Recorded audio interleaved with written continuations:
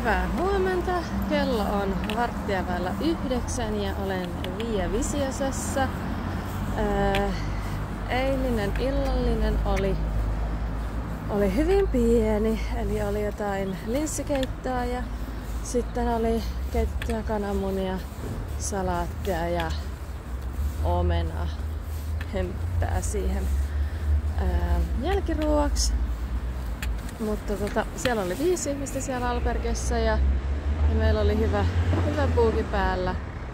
Yö oli vähän vilakka, mutta siitä on selvitty.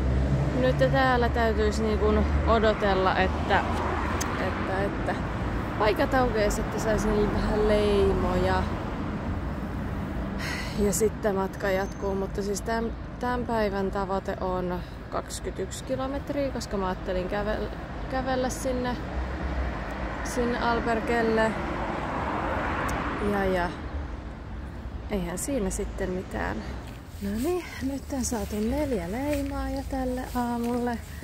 Ja niin voisi sanoa näin, että aika aloittaa oikeasti päivät. Tuossa tuli se 1,5 kilsaa käveltyä tänne. Nyt tää on vähän ympäriinsä, mutta mutta nyt on hyvä aloittaa päivä. 19 kilsaa, 20 kilsaa jäljellä ja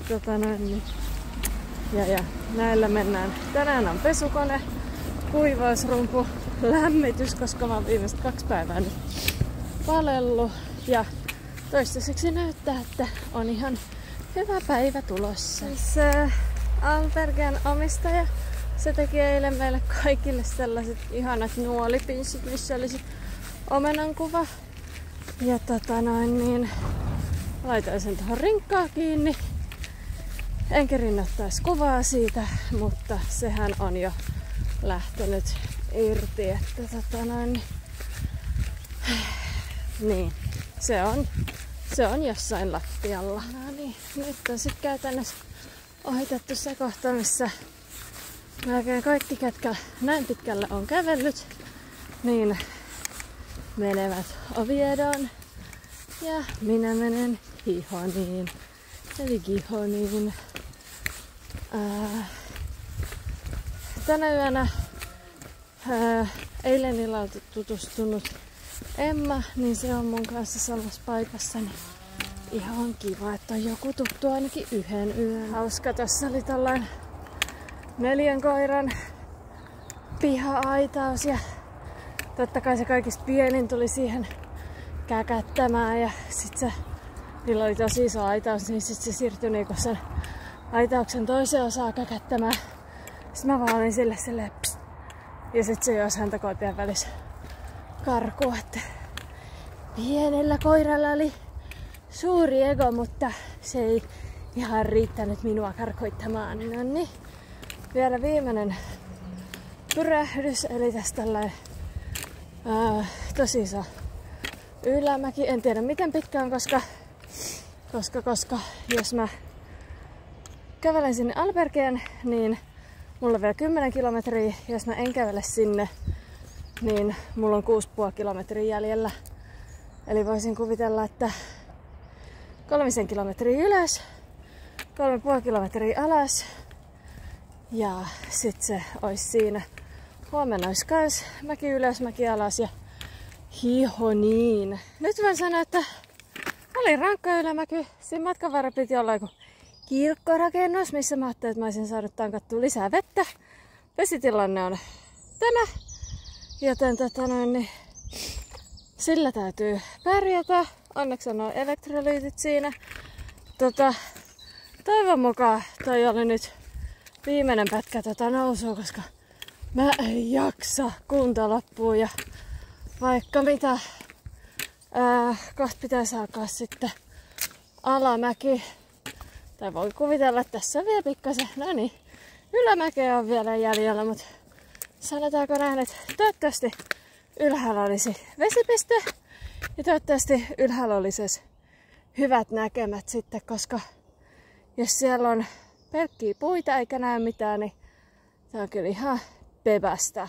No niin, nyt alkaa vihdoin sitten alamäki. Ei ole mitään missä tankata vettä, mutta Ehkä alamäkeä kävellessä kuluu vähemmän vettä kuin ylämäkeä. Niin näkymiehän täältä ei ole.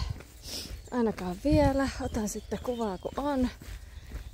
Ja sellaista. Nyt rupeaisi vähän toi vasempi nikka vaivaa, mutta kohta on tää päivä taputeltu. Ja sitten lepään loppupäivän omassa huoneessa editoiden videoita, niin kyllä tää tästä. Ei nämä maisemat nyt niinku tämän paremmaksi muuta, että puita on edessä ihan hirveästi.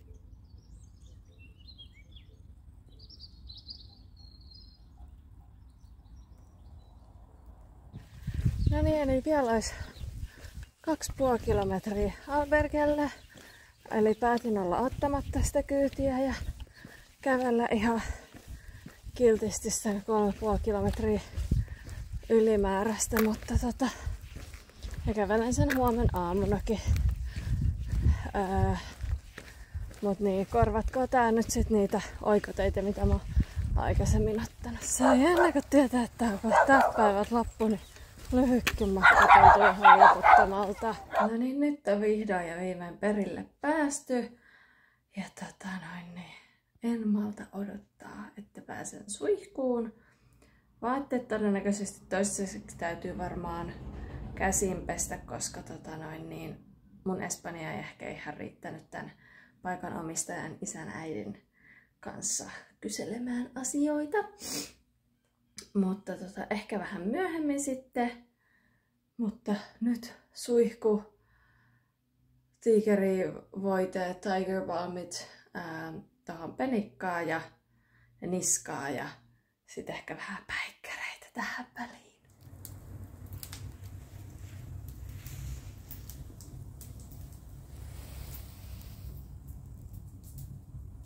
Vain minä syömässä.